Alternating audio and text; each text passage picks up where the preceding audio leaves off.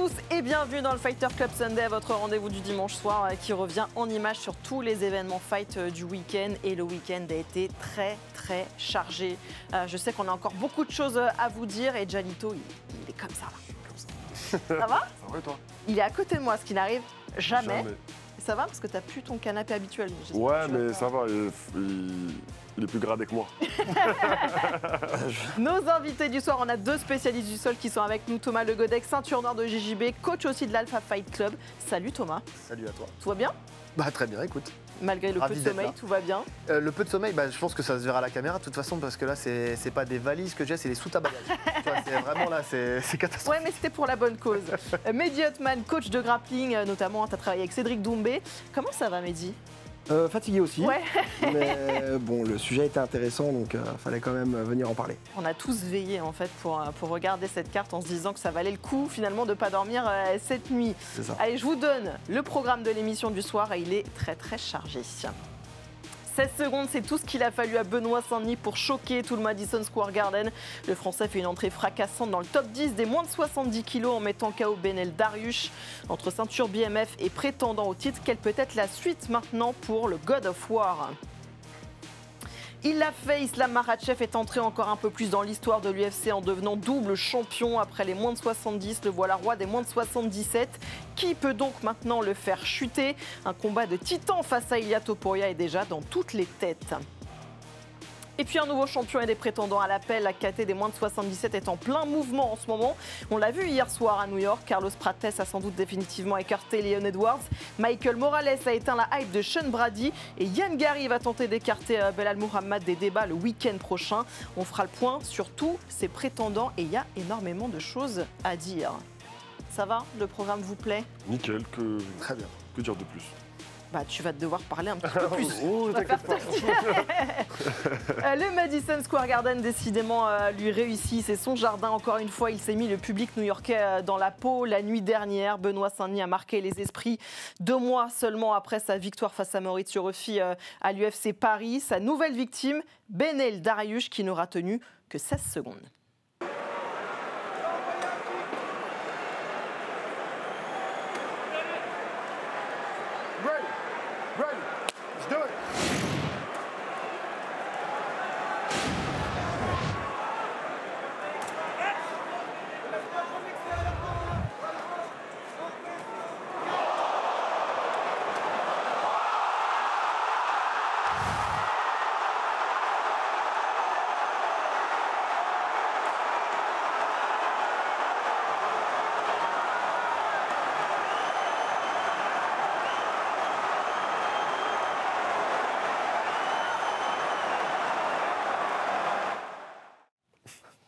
On est choqué à chaque fois qu'on revoit l'image. Finalement, la foudre, elle est clairement tombée hier sur le Madison Square Garden. Vous étiez tous réveillés, messieurs. Ça a été quoi votre réaction sur le moment quand Benoît Saint-Denis met ce KO incroyable, Thomas? Alors, la surprise, oui et non, parce qu'on savait de toute façon que Benel Dariush, son menton, il était un peu friable. Ouais. Donc voilà. Maintenant, je m'attendais quand même à ce que ça tombe pas tout de suite. Déjà, pour commencer. Le début de combat, quand je vois Benel Dariush qui envoie ses low kicks, qui met son low kick où il fait chuter justement Benoît, on se dit, on rentre dans le combat. Mais il a réagi très vite, il a été très bon en fait dans le choix des armes qu'il a mis en place. Moi, ce que j'ai aimé, c'est son temps de réaction. Il vient, il se relève, il prend le single collar tie, il envoie 2 uppercuts, ce qui oblige en fait Benel Dariush à rentrer un peu le menton, et il vient passer au-dessus du single collar tie de son adversaire pour vraiment l'éteindre. Et franchement, tu parles du genou là quand tu me dis ton single. Pardon. Oui, t'as raison. Single collar tie, c'est quand c'est le clinch en fait. C'est quand il vient saisir la nuque. En fait, les deux sont en saisie de nuque et ils choisissent pas les mêmes armes. Il y en a un qui va choisir l'anglaise, c'est Benoît, et il y a Benel Dariush qui choisit le genou. Donc le truc, c'est que celui qui en Thaïlande a payé pour BSD sur ce coup-là. Ouais, le camp en Thaïlande, il a toujours fait de la boxe thaï. Hein. Faut pas oublier que c'est un athlète de voirin. Donc, en fait, c'est des choses qu'il faisait déjà. C'est juste qu'il peaufine ses armes. Avec le camp en boxe thaï, avec Alamo aussi, qui fait partie de l'équipe de Nicolas Haute. Donc, c'est juste une suite, en fait, pour lui. Mais franchement, ça a payé. Il marque encore les esprits. C'est quand même le combattant français qui a le KO le plus rapide, de tout l'UFC. Ouais. Donc déjà, c'est à marquer en fait son petit palmarès en plus. Ça remplit effectivement le palmarès. Alors on n'a pas du coup énormément d'images de ce combat à montrer forcément, on va revoir encore un petit peu ce chaos quand même pour comprendre aussi que c'est cette gauche qui est dévastatrice pour Benoît Saint-Denis finalement. Mehdi, comment tu vois les choses? Est-ce qu'il y a ce down quand même direct pour Benoît, mais il se remet en fait dedans tout de suite et il enchaîne super vite? Mais en fait, ça m'a même fait peur aussi. en fait. Je me suis dit, oh, ça commence. Déjà, ça commence tout de suite. Ouais. Il n'y a pas beaucoup d'observations. Non, mais là, vraiment, il n'y a pas d'autre mot. J'ai été scotché. Je suis là, j'étais en train de me mettre à l'aise. Ouais. Tu sais, je ne vais pas aborder le combat de Benoît Saint-Denis de la même manière que les autres. Tu vois, c'est un Français et tout. Tu te mets un peu plus confortable. Oh, c'est déjà fini. Et en plus, t'as une petite frayeur avant, quoi. Il tombe et tout. Ouais, tu te dis, L'autre, il se mange le low kick, il descend, on dirait qu'il veut chercher un single, il remonte ouvert. si on commence tout de suite dans la lutte, relou, quoi, tu vois. Ouais.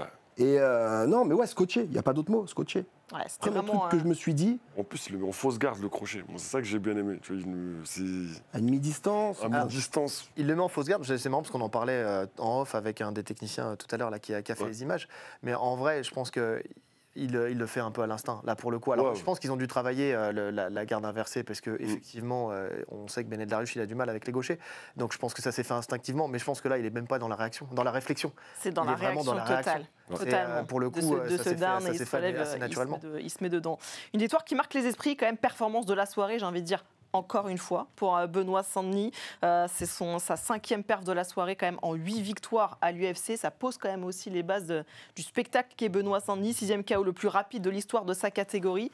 Depuis ses débuts à l'UFC en 2021, il est sur 8 finishes. C'est un record qu'il partage, vous voyez, avec Alex Pereira et Islam Makhachev. Pas mal. C'est pas rien quand même. Mais c'est aussi pour ça, Jalito, que l'UFC l'a jamais lâché, même après ces 2 défaites de rang, parce qu'il savait très bien le potentiel de Benoît Saint-Denis. Et carrément, sur ces 2 défaites de rang, moi, ce qui m'intéresse le plus, c'est le mec qui a le plus galéré, c'est Prepolek. Donc dès qu'il a eu des gros noms, à chaque fois, il se transcende peut-être un peu. Et c'est ça que l'UFC aime bien chez BSD, c'est un action fighter qui répond présent à chaque fois que le rendez-vous est important. Il a eu la marche était trop haute contre Poirier, mais depuis... Contre Prepolek qui revenait de 2 défaites aussi. Voilà, c'est ça. Du coup, c'était aussi le moment de canaliser. Premier combat avec Nicolas. Mais après, à chaque fois, on l'a vu perdant. Enfin, la plupart des gens ne le voyaient pas favori, forcément. Et il a répondu présent en mettant du spectacle. Il bat Rufi. Là, il bat Dariush. 2 gros noms. Voilà. Là, on a avec la manière, suite, en fait. Vraiment, comme tu as dit, avec la manière, en dominant. Donc, tu sais que Prepolek, tu l'as revu le combat récemment après? Je l'ai revu une fois après, mais je ne l'ai pas revu récemment. Parce que quand je l'ai revu, en fait, je me suis dit que c'était pas finalement si. Il était quand même dominant dans le combat. Oui, il a été dominant. Non, ce qu'il faisait, il le faisait très bien. C'est-à-dire qu'on a mis en lumière le fait qu'il avait pris beaucoup de frappes et tout ça. Mais quand tu revois le combat après à froid, il n'en prend pas tant que ça finalement. Pour moi, là, il a fait la même chose que d'habitude. Il n'y a pas eu, il n'était pas en dessous. Tu vois, donc c'est un changement d'adversaire, donc forcément, ça change quelques petits aspects. Oui, c'est ça aussi. C'était aussi un short notice pour Prepolek. C'était pas, jouait sa signature à l'UFC, donc il y avait des enjeux. Il y avait évidemment tous les enjeux du retour aussi pour Benoît Saint-Denis. Il y avait beaucoup de choses qui se jouaient. Bon, en tout cas, il a choqué tout le monde hier soir au Madison Square Garden. On rappelle que le combat ouvrait la carte principale à ce moment-là. Et puis en premier, d'ailleurs, nos 2 commentateurs qui étaient sur place dans la salle, Antoine Simon et Taylor Lapillus. La popularité des 2 hommes dans ce Madison Square Garden, à l'annonce de leur nom, ça a l'air équivalent. Voilà. Ça a l'air très équivalent en effet. Maintenant, on sait que le public américain apprécie particulièrement Benoît. Ah, et c'est parti. Voilà. Donc Benoît dans son attitude de d'habitude, fléchit sur les appuis et la pression tout de suite. Oh là là, super low kick là pour Beneil Dariush. Et le compte, il l'a mis KO. Il l'a mis KO instantanément. Il l'a fait. Il l'a mis KO instantanément. Une frappe. Oh, c'est incroyable. Une frappe. Une frappe, elle suffit. Oh là là là, c'est fou. Oh, waouh. Oh là là là là, c'est dingue. On pouvait pas rêver mieux. On pouvait pas rêver mieux pour Benoît Saint-Denis. Une frappe a suffi. Waouh. Oh là là. Et on vous l'avait dit, il les prend plus les coups. Beneil Dariush. Waouh, quelle performance. Et il va rentrer dans ce top 10. Évidemment, parce qu'il y avait tout un enjeu autour de ce combat pour rentrer dans le top 10. Évidemment, on parlait de la team Nicolas Haute. Il y a un membre de cette team, Nassourdine Imavov, qui a mis un petit tweet après le combat de Benoît Saint-Denis pour féliciter justement BSD. Le travail a rendu les choses faciles. Bravo. Voilà ce qu'il dit Nassourdine. C'est important aussi, messieurs, de le rappeler. Vous le savez plus que tout le monde parce que ça paraît extrêmement facile quand on voit ça, quand on voit Benoît Saint-Denis mettre son adversaire KO en 16 secondes. Mais il y a énormément de travail derrière. C'est-à-dire que ça se termine très très vite. On est même, nous, un peu frustrés parce que finalement, on n'a pas le temps d'apprécier plus que ça. Mais il y a énormément de travail derrière, en fait. Bien évidemment, beaucoup de travail. Et moi, ce que je souligne aussi, c'est son professionnalisme. Ouais. Il fait 85 kilos au moins hors camp, je pense. Il a réussi la pesée 2 mois après avoir fait une pesée. 2 mois après avoir fait un cutting et une pesée pour affronter Rufi. Donc le travail paye, ouais. Et je trouve que c'est une belle récompense qu'il ait eu le bonus. Et en plus, ça fait de lui encore plus une star. Et il porte haut les couleurs de la France. Donc, ouais, et puis on voit aussi, Mehdi, pour lui. Le travail de Nicolas Haute, évidemment, qui est derrière. Alors, c'est toujours un peu difficile d'analyser sur 16 secondes d'un combat le travail qui est mis en place et le game plan qui est mis en place par un coach. Mais ça en fait partie aussi. On disait là tout à l'heure qu'il était en réaction et qu'on sent que c'est aussi le côté guerrier de Benoît Saint-Denis qui prend le dessus. Mais il y a toujours un game plan qui s'applique aussi à respecter. C'est ça, donc là on ne sait même pas s'il a eu le temps de le respecter ou pas. Parce que ça va, il y a des petites consignes qu'on entendait bras avant, il le faisait. Et non, c'était un coup d'éclair, quoi. Après, il confirme le dicton, entraînement difficile, combat facile. Voilà, il est arrivé, il l'a battu en 13 secondes, 16 secondes. 16. Mais avant, il y a combien d'heures d'entraînement? Il y a combien c'est des heures et des heures, des journées complètes. Et puis Benoît, c'est un mec, il est à fond dedans. C'est-à-dire quand il n'est pas en train de s'entraîner, il va analyser, il va regarder des vidéos. Tu vois, tu peux dire, en fait, le mec dédie sa vie à ça. Ouais. Donc, c'est pas 16 secondes de boulot, c'est des années de boulot. C'est ça aussi. Nous, quand on voit ça, on se dit c'est 16 secondes, mais il y a énormément de travail derrière, évidemment. Le plus intéressant, c'était d'écouter justement Benoît Saint-Denis qui nous raconte son KO, comment il l'a mis, ce qu'il a pensé à ce moment-là, ce qu'il a voulu mettre en place. C'est au micro d'RMC juste après le combat. Donc là, je cadre, je mets de l'activité avec le bras avant, je prends le premier calf kick. Mais je veux tout de suite mettre de l'anglaise en fait. Hop, le deuxième il le met mais il n'était pas à la bonne distance. Je saisis le collar tie, donc je saisis de la tête. Il le fait également, mais sauf que moi j'ai une bonne saisie bien derrière la nuque, donc je sais exactement où est placée sa tête dans l'espace. Lui il envoie un genou, mais je sens qu'il est un peu déséquilibré. En parallèle, j'envoie 2 uppercuts à la tête. Il y en a un qui touche très proprement le menton, qui lui remonte la tête. Le crochet derrière fait terminer le combat. C'est un peu du dirty boxing. C'est quelque chose que j'aime beaucoup, que j'affectionne. Je commence à être vraiment de plus en plus complet, à avoir des armes assez affûtées. Et voilà, donc je prends plaisir à pouvoir exploiter tout l'arsenal. Et là, ça a été le cas ce soir. Ouais, c'est vrai qu'on revoit à chaque fois ce KO, on revoit l'image de Benel Dariush qui rentre très vite en contact avec le sol et qui se demande juste après pourquoi on a arrêté le combat. C'est-à-dire que là, vraiment, ça déconnecte. Et il se rallume d'un coup et il ne comprend pas ce qui vient de se passer, en fait, Benel Dariush. En tout cas, pour Benoît Saint-Denis, si on reprend tout 2025, on a quand même 3 combats, 3 victoires, 3 finishes, 2 performances de la soirée face à Kyle Prépollet, qu'on en a parlé en mai, face à Mauricio Ruffi en septembre, et donc face à Dariush en novembre. Si 2024, on en avait parlé, a été compliqué, 2025 a clairement été son année, l'année en tout cas où il s'est relancé et où il a retrouvé aussi ses standings à l'UFC. Exactement. Moi, je suis content pour lui et je trouve que... comme on l'a dit, le travail paye. Donc tu peux avoir... Et même, c'est un peu sa mentalité de guerrier. Là, on la voit. C'est pas grave d'avoir des échecs. Le plus important, c'est de rebondir. Il a eu une mauvaise passade en 2024. En 2025, il revient. Il reconfirme des grosses performances, que des finishes. Si, c'est que des finishes en plus. Oui, en 2025. La domination. Donc voilà, entrer dans le top 10... Que demander de plus? J'ai hâte de voir 2026 comment ça va se passer. Tu sais quoi, on allait partir sur la suite du coup maintenant pour Benoît Saint-Denis parce que 2026 va arriver évidemment rapidement. Il se projette déjà lui évidemment sur l'année à venir, peut-être même un peu plus largement sur sa carrière. Juste après le combat justement face à Dariush, il a évoqué les objectifs qu'il a en tête à l'UFC. You know all what I'm chasing for, you know, I'm on a great road and there's 2 things I have in my mind. The BMF and the lightweight belt, and I'm gonna chase that. Hey, I love that BMF title, but I will do whatever the UFC tells me to do. I'm a soldier. Voilà, le guerrier. On a besoin de répéter que c'est un guerrier, Benoît Saint-Denis. Alors, c'est quoi la suite pour Benoît Saint-Denis? Vous voyez pas, je vais vous demander à chacun d'entre vous un petit peu de faire la suite. Toi, tu nous avais déjà fait un petit peu le matchmaking pour la suite pour BSD. Est-ce que la BMF peut être une bonne idée? On rappelle quand même que c'est une ceinture qui est décorrélée complètement des autres classements, etc. C'est Max Holloway qui détient cette ceinture aujourd'hui. Est-ce que c'est une hypothèse qui peut être valable, vous pensez, pour BSD ou la marche est peut-être trop haute? Pour moi, il la veut, il l'a demandé. Il a 3 finishes, il faut lui donner. Ouais. En plus, il a les critères. Il ne refuse pas un combat, il est là, il est actif, c'est toujours la guerre, toujours le spectacle quand il est là. Il n'y a pas de raison de pourquoi pas, mais est-ce que sportivement ça rapporte quelque chose? Non. T'as une ceinture à l'UFC, après c'est anecdotique. Oui, mais... ça rapporte. C'est vrai. Donc, non, ça rapporte quelque chose, ça rapporte plus d'argent. Oui, voilà. Non, mais en fait, cette ceinture, elle a deux valeurs. C'est déjà le prestige que ça va te donner d'avoir cette ceinture, parce que ça reste toujours une ceinture à l'UFC, c'est comme quand tu es intérimaire, mais ça aussi, ça rapporte financièrement beaucoup plus. On sait que lui, il a aussi cet objectif aussi d'évoluer très vite pour devenir champion, mais aussi pour gagner sa vie avec le MMA. Il doit mettre sa famille à l'abri, donc une ceinture, c'est toujours intéressant. En plus, on voit les profils qu'il y a dans la catégorie. Il y a beaucoup de strikers.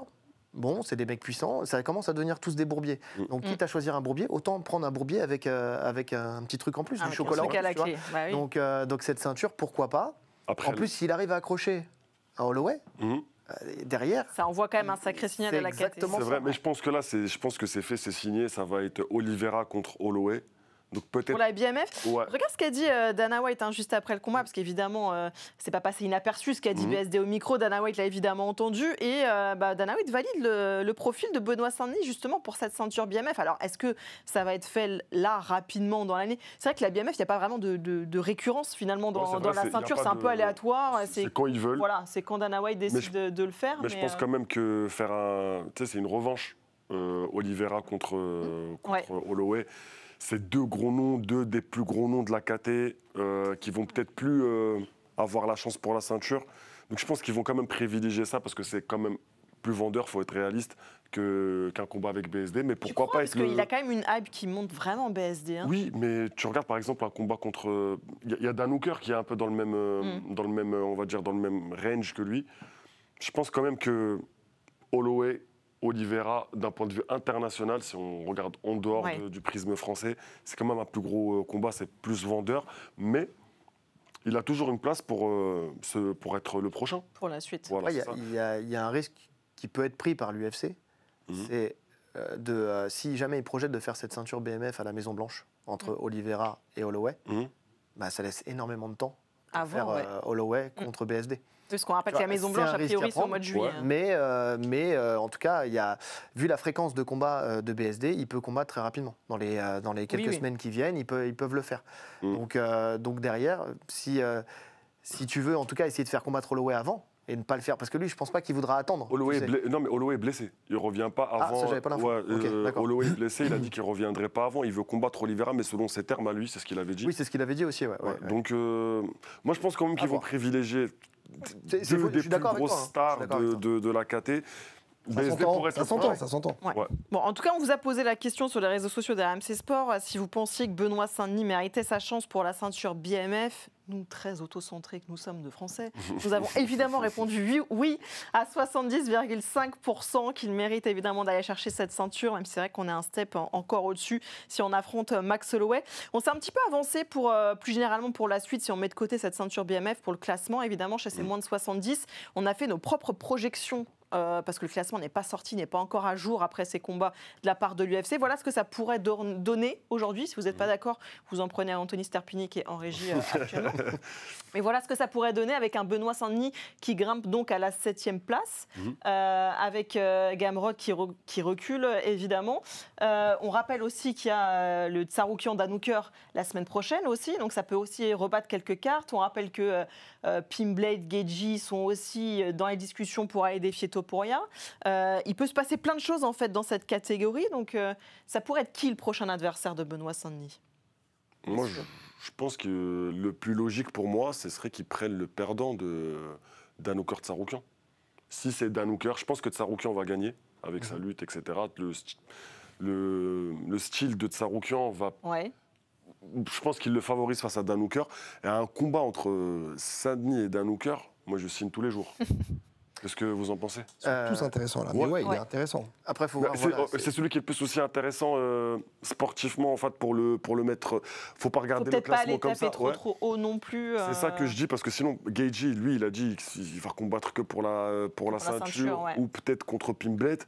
Après, il y a Oliveira aussi, tu sais, il y a eu déjà une histoire avec BSD, ça aurait pu se faire finalement, BSD avait dit non aussi parce à la place de Gamrot. Voilà, on réfléchit aussi plus intelligemment peut-être dans le clan aussi de Benoît Saint-Denis parce que on a encore en tête cette défaite face à Dustin Poirier pouvait pas refuser Dustin Poirier, mais je veux dire, ça a quand même mis un petit coup d'arrêt à sa carrière. Donc je pense qu'il réfléchit aussi peut-être plus intelligemment aux adversaires qu'il choisit, Benoît Saint-Denis, même si on a l'impression qu'il dit oui à tout ce qu'on lui propose. Je pense que c'est plutôt son entourage qui réfléchit plus aux adversaires qu'il choisit. Je crois qu'il est Bien sûr. Je pense que lui, c'est ça. pour le coup. Donc, Lui, il refuse pas, quoi. Lui, il refuse pas. C'est pas dans son ADN de toute façon. Donc là, il était prêt pour Oliveira. Enfin, il était prêt à l'affronter. Maintenant, moi, personnellement, je pense que c'était une erreur en short notice. Et il nous l'a prouvé juste après, Oliveira, qu'il ne faut pas blaguer avec lui. Mais oui, non, lui, il prendrait n'importe qui. Mais par contre, j'aime le fait que derrière, il y a des gens qui le retiennent un petit peu. Là, aujourd'hui, on peut plus... quand tu arrives là, justement, comme j'ai dit, c'est que les bourbiers. Là, au-delà de la force des faiblesses, c'est de savoir quel game plan, c'est réfléchir à quel game plan tu peux mettre en place face à un adversaire potentiel. On parlera tout à l'heure de Valentina Shevchenko et Weili Zhang, par exemple. Moi, personnellement, je suis le coach de Weili Zhang. Je ne la fais pas monter tout de suite, tu vois, parce que je sais qu'il y a très peu de chances que ça passe. Après, c'est du calcul. Il faut réfléchir aussi un petit peu stratégiquement. Bon, en tout cas, ce genre de performance d'un Français à l'UFC a relancé le débat sur le prochain UFC Paris. Est-ce qu'on verra un jour une carte numérotée aussi à Paris? Écoutez, la réponse de Dana White.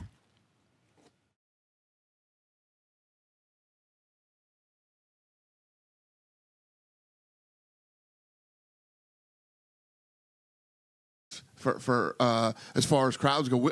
So I'm also one of the owners of SLS Skate League. We just did a skate competition there, and the French kid pulled off a trick there, and the place went crazy, and everybody started, it was sold out, everybody started throwing their water bottles into it's pretty badass in France, the live events. So the long-winded answer to your question is yes. Alors, on va quand même rappeler ce que ça impliquerait d'avoir un UFC numéroté à Paris, ce qui veut dire que ce serait aux horaires américains. Donc ça veut dire dans la nuit, non? Non, c'est pas sûr. Plus maintenant. Tu crois? Plus maintenant. Ah, avec le nouveau diffuseur. Déjà c'est plus des pay-per-view. Donc forcément, ils s'en fichent un peu de l'heure. C'est sur une autre plateforme, c'est un peu de distribution de films, etc. Je ne sais pas si on a le droit de dire le nom ou pas. Oui. Ça va être sur Paramount+. Pour les États-Unis, donc forcément, ils ont plus ce truc de payer en plus pour regarder les événements. Donc, ce que ça impliquerait surtout, c'est qu'il y avoir une ceinture en jeu, parce que tous les numérotés, normalement, il y a une ceinture. Potentiellement avec un Français en jeu. Ouais. Ceinture d'un Français en jeu. Qu'on aimerait bien. Donc, il y a quelqu'un en tête, peut-être. Je pense à soit Cyril Gane, soit Nassour. Évidemment. Il y a du monde, en tout cas. Et tu vois, on a le choix du roi. Franchement... C'est pas incroyable, ça, quand même, d'en arriver là. Bon, on va marquer une courte pause, messieurs, sur RMC Sport 1. Et puis, on revient juste après, parce qu'il y a encore énormément de choses dont on doit vous parler sur cette carte de l'UFC 322. On va évidemment revenir sur la victoire d'Islam Makhachev. Et puis, on parlera aussi de Valentina Shevchenko et de la catégorie des moins de 77. Il y a beaucoup de choses qui s'y passent. À tout de suite.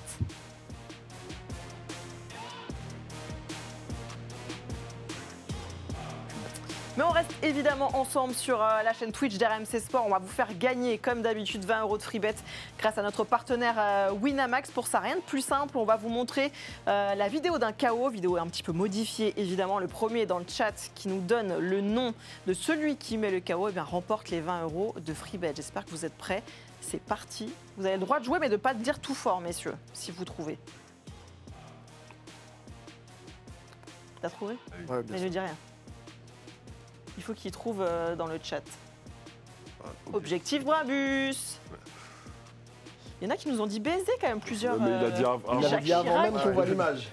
Il y a Jacques Chirac, c'est très drôle. Franck Dubosc. On n'attend pas Patrick. C'était bien Ilia Topuria, bravo. J'ai déjà oublié le nom que je viens de dire il y a genre. C'est Objectif Brabus. Objectif Brabus. Cool son objectif. Objectif Brabus. Tu remportes les 20 € de free bet. On te laisse envoyer un petit DM. Un chuchotement. Un chuchotement. Ouais, c'est comme ça qu'on dit sur Twitch. Ah oui, c'est vrai que c'est toi le spécialiste de Twitch. La vegan de Jalito, on n'a pas dormi, c'est vrai. Mais vous rigolez ou quoi? Il est sapé là. Ouais, mais tu connais. En fait, il était sur mon live hier, lui. C'est vrai. C'est pour ça, là, il se fermait. Là, il a mis un jean et tout, il est sapé. Je vois ça, mais tu connais. Qu'est-ce que tu veux faire avec ces énergumènes? Bon, en tout cas, tu envoies ton pseudo évidemment en DM et puis comme ça, on te créditera les 20 € de free bet. On va peut-être essayer de mettre. En fait, tu sais quoi? Moi, je trouve que ce qui donne la réponse à chaque fois, c'est les tatouages. Bah oui. Bah ouais, quand t'as des tatouages un petit peu, genre Cyril Gann, on avait fait Cyril Gann une fois, bah le tatouage, c'est le... Mais là, tu peux le confondre avec Connor. C'est ça, parce que quand il me montre en régie tout à l'heure, entre Connor au début j'ai vu le tatouage, je me suis dit Connor, et puis après Non, Connor il met pas de KO avec la droite. Ouais. Toi, t'es vraiment spécialiste. On regarde chacun des choses différentes, tu vois, moi je suis sur les tatouages, chacun son truc. T'aimes bien les tatouages? Ouais. Voilà, c'est pour ça. Bah ouais, peut-être que c'est pour ça que je regarde et tout.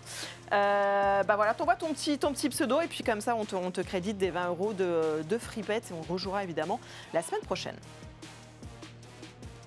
Allez, on est de retour sur RMC Sport 1. L'autre temps fort de cette soirée de l'UFC 322, c'était évidemment le main event. Vous allez me dire, il était déjà champion, Islam Makhachev, mais il est entré doublement dans l'histoire. Hier soir, il a dominé pendant plus de 4 ans la catégorie des moins de 70 en étant champion incontesté. Et hier, il est entré dans la légende de l'UFC en devenant également champion des moins de 77 kilos.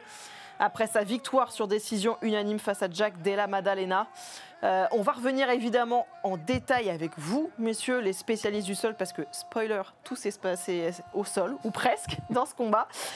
Mais juste cette image déjà quand même symbolique, lui porté en triomphe par Khabib avec ses 2 ceintures sur les épaules. C'est évidemment une image qu'on avait projetée parce qu'on savait Makhachev capable de réaliser ce genre d'exploit. Mais quand ça devient concret, même lui était extrêmement heureux. Et il l'a vraiment montré pour le coup. Oui, c'est vrai. Là, très expressif. Ce que j'aime, c'est déjà l'image. Normalement, c'est Dana White qui met les ceintures autour de la taille. Mais et là, le fait que. Il n'a pas eu le temps. Là, ça a été un kidnapping de ceinture pour pouvoir faire l'image, pour pouvoir faire la photo. Et on sait que c'est une photo qui restera iconique, en fait, cette photo-là. Donc, même si techniquement, il n'est pas double champion. Non, alors, il ne l'est plus. Techniquement, plus personne n'est double champion. Voilà. Mais force est de constater que même Weili Zhang contre Shevchenko, elles avaient quand même chacune leur ceinture quand il y avait les face-à-face. Ça, c'est l'UFC, tu vois, ça apporte un peu de piquant. Ça apporte piquant. Le show. Mehdi, il entre dans la légende là, avec cette victoire, Makhachev. Bah oui, là, il n'y a pas de débat. Bah oui, clairement. Puis en plus, c'est une catégorie qui est compliquée. Ouais. Là, ce qu'il a fait, c'est légendaire. Non, là, il n'y a pas de débat. Ouais. Clairement, moi, ça m'a... je ne me suis pas prononcé sur ce combat-là. Je ne savais pas comment ça allait se passer parce que il passe d'une caté à une autre. Il y a du changement. On ne sait pas ce qui va se passer. 7 kilos d'écart. Et quand je regardais le précédent combat, 2 ans contre Shevchenko, pareil, je ne savais pas trop, je ne me suis pas avancé sur un pronostic, mais je me suis dit, ah ouais, quand même, c'est chaud de monter de KT. Parce qu'on voit Zhang qui est super forte dans sa KT, et là, il n'y a rien à faire. Il n'y a rien à faire. Et là, je commençais à me dire, ça se trouve... être compliqué pour Makhachev.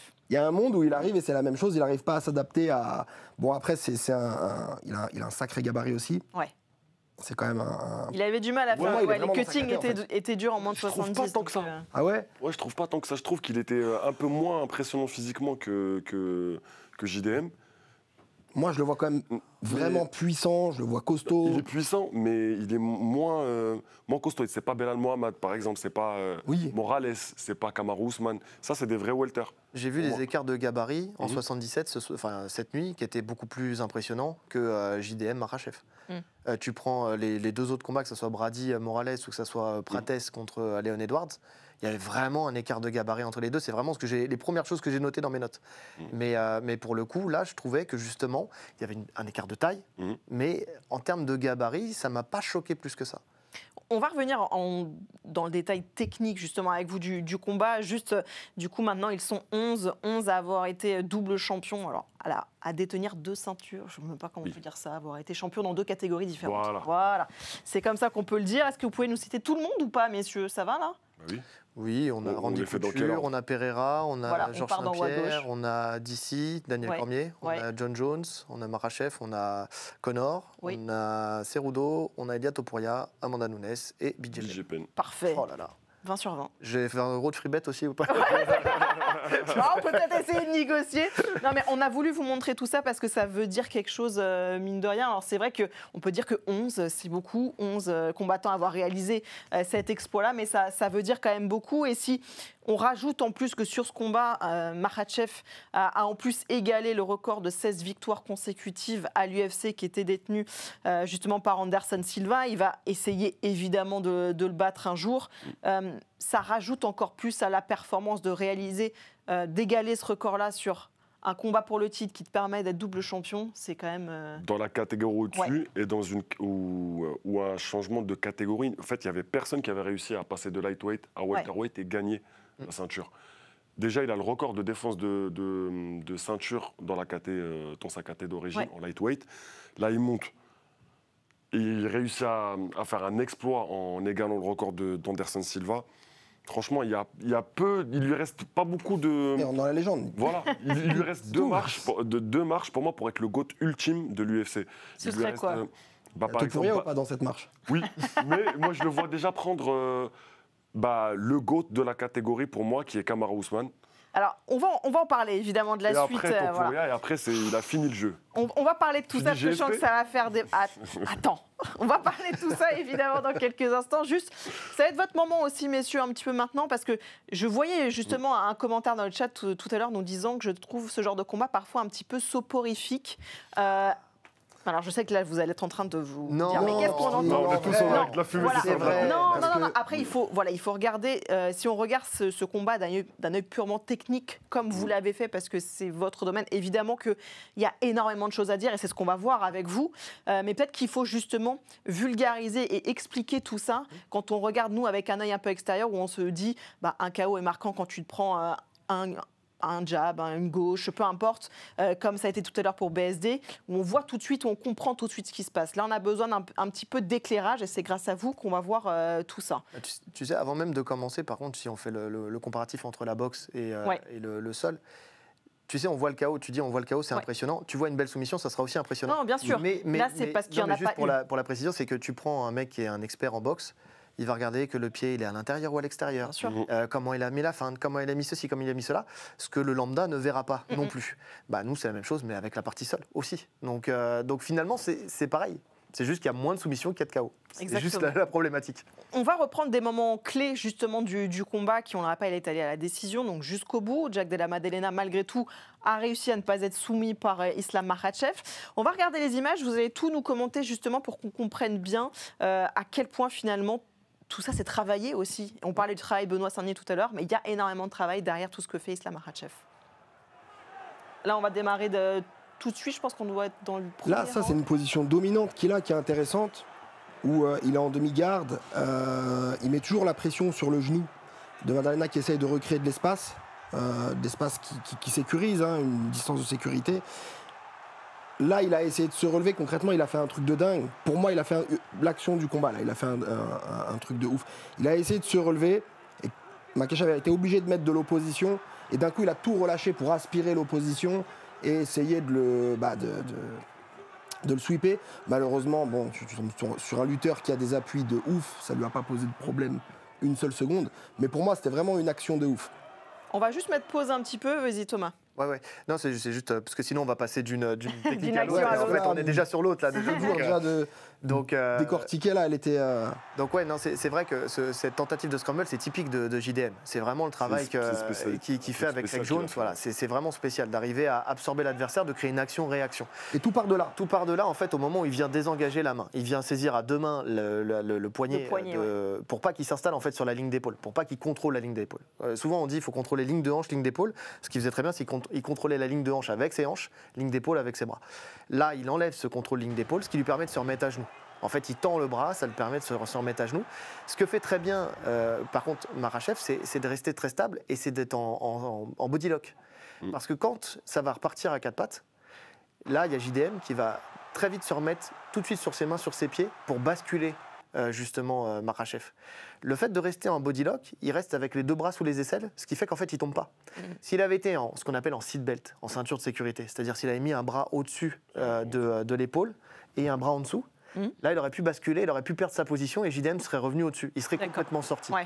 Le fait d'être resté comme ça lui a permis de conserver en fait sa position et après de pouvoir le suivre à la cage pour essayer de lui prendre le dos. Mais bon, c'est bien géré par JDM qui défend très bien le crochet. Je vais même rajouter un petit élément important, c'est que ce qu'il a fait, c'est un peu atypique. On ne le voit pas forcément beaucoup dans les combats de MMA. C'est une super belle action. Et le fait de la rater, ça y est, c'est analysé. C'est un indicateur. Il fait ça. Et à partir de ce moment-là, dès qu'il va engager ce contrôle, on voit un Makhachev qui est tout de suite beaucoup plus sur ses appuis, vers l'arrière, et qui ne rentre pas dans le jeu. Parce qu'on va voir évidemment l'action qui va se poursuivre la prochaine. Moi, ce qui me frappe quand je vois ça, c'est sa capacité à ne pas lâcher. En fait, c'est-à-dire que quand tu l'as sur le dos, en fait, c'est un enfer derrière pour t'en débarrasser. Enfin, c'est même presque impossible quand on voit ce qu'on voit là. On passe du coup à l'action suivante. J'ai voulu la mettre celle-là parce que j'en avais parlé dans mon analyse.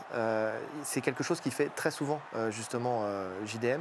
C'est que quand il est pris comme ça à la cage, et souvent quand il est pris en bodylock aussi, il a tendance à lancer ce qu'on appelle un ushimata, une technique de judo où on fait un espèce de projection. Ouais. C'est ça, exactement. Ce qui lui permet soit de faire tomber l'adversaire, ce qu'il avait réussi à faire en première intention face à Burns, soit ça permet de créer assez d'espace en fait pour pouvoir justement créer des ouvertures. Et là, il a voulu exploiter cette ouverture qu'il fait souvent. Sauf que le problème, c'est que pour moi, à mon sens, et je l'avais dit, faire ça contre Makhachev, c'est une erreur. Là, il a essayé d'être opportuniste. Tout de suite, hein. Il a essayé d'être opportuniste. Il a son overhook, donc le bras au-dessus de l'aisselle, au-dessus du bras. Il enroule par le dessus. Et il envoie ses jambes. Là, ce qu'il souhaite, là, c'est une clé de bras. En fait, il veut essayer de passer un juji à la volée de cette position-là, parce qu'il sait qu'il ne pourra pas revenir. Comment ? Du dogfight, direct le juge à la volée du dogfight. Le dogfight, c'est plutôt lui, c'est plutôt Makhachev qui a le bras sous l'aisselle. Le dogfight, c'est quand on remonte avec le bras sous l'aisselle. Là, il est en overhook. Et le problème, c'est que là, il se retrouve en fait complètement collé à la cage, donc il n'a plus du tout de mobilité de hanche. Alors, il peut s'appuyer sur la cage, mais il n'a plus de mobilité de hanche. La position est quand même. C'est ça, il l'écrase contre la cage. Ouais. Et ce qu'il va très bien faire après derrière, parce que là, il est encore en danger quand même. Il y a encore du danger. S'il peut un peu bouger ses hanches, il peut encore rentrer sur le juji. Vous allez voir juste un peu après, pour s'extraire du juji, il va venir pousser. Ah bah non, on le voit pas. Je l'avais mis, ils n'ont pas été jusqu'au bout. Ouais. En fait, pour expliquer, en fait, il va saisir avec sa main libre la jambe de JDM, il va la planter dans le sol, ce qui fait que là où JDM a besoin de monter ses hanches pour attaquer le juji, il peut plus. Lui, en fait, il est sur il pousse, il tire, ce qui lui permet de sortir son bras, et derrière, il s'est retrouvé en position dominante. Okay. Et il s'est retrouvé en nord-sud. Après, moi, j'ai une seconde lecture aussi, où je me dis que engager une attaque, parfois, ça peut juste être pour forcer l'adversaire à défendre, tout lâcher et recréer une position neutre. Parce que là, il n'est pas dans une position neutre. Il est quand même bloqué contre la cage. Donc déjà, ça peut simplement lui permettre de recréer une position neutre. Et la deuxième chose, bon là, il a été audacieux sur son action, mais Makhachev, c'est peut-être un gars aussi qui lutte tellement bien. C'est pas impossible que son curseur défensif au niveau de la lutte, il soit au plus bas, en se disant, on va pas me lancer une attaque. Oui, je suis pas en danger à ce moment-là. Tu peux peut-être le surprendre, ce type, sur une attaque de lutte, parce que jamais il va se dire on va tenter de m'attaquer en lutte, sachant qu'en plus, il a un bon contrôle, il l'a calé contre la cage, et il y a cette lecture aussi à avoir, où moi, en grappling, j'ai déjà combattu en tout cas des lutteurs, et je me disais, je vais avoir une attitude un peu fuyante, et d'un coup, j'ai rentré. Et il s'y attend pas, parce que j'ai une attitude de mec qui veut pas lutter. La surprise peut jouer à ce moment-là. T'affrontes le même mec en lutte, t'as aucune chance. C'est valable s'il le fait pas à chaque combat. Le problème, c'est qu'il le fait à chaque combat. C'est ça, c'est qu'en fait, sur tous les combats, il l'a fait celle-là. Donc, ouais, mais après, tu vois, ça va vite, ça reste spontané. Tu vois, il l'a amené, je trouve, d'une manière un peu spontanée. Non, je l'ai dit, c'était audacieux. Ouais, c'est très audacieux. Surtout qu'après, on va enchaîner, messieurs, à voir l'action suivante aussi, parce que je sais que vous pourrez nous parler de tout ça pendant des heures. Mais si vous voulez vous coucher un moment, voilà. L'action suivante, du coup. C'est l'octopus. Ouais. Alors, l'octopus, ok, de quoi on parle ? Si on peut revenir un petit peu en arrière, bon, ça, typiquement, c'est Craig Jones. Et franchement, je trouve... Qui a coaché JDM un peu. Ouais, je trouve... Je vais juste revenir sur un détail. J'ai lu beaucoup de choses qui disaient qu'il était mauvais au sol, qu'il ne sait pas défendre. Encore une fois, j'ai une autre lecture. Il a tenu 5 rounds sans vraiment prendre de gros dégâts, sans se faire finaliser. Alors certes, il s'est fait dominer, mais très honnêtement, pour moi, c'est une performance d'avoir défendu comme ça. Et d'engager la position aussi loin, c'est encore quelque chose qui montre qu'il a bossé son sol d'une manière super sérieuse, parce que pour arriver là, il l'a travaillé. Mais je vais vous dire le moment où ça bloque. Donc dès qu'il va engager le bras gauche qui monte, en fait son bras gauche, là si on peut mettre... Non, un petit peu... Si on peut revenir un petit peu en arrière, le moment où il commence à monter... On va relancer l'action, tu vas nous dire exactement à quel moment. Boum, stop. Là, le bras gauche de Makhachev, il n'a pas à être ici. Ok. Et pourquoi ? Parce que le bras de Maddalena, en fait, il est trop bas sur son dos.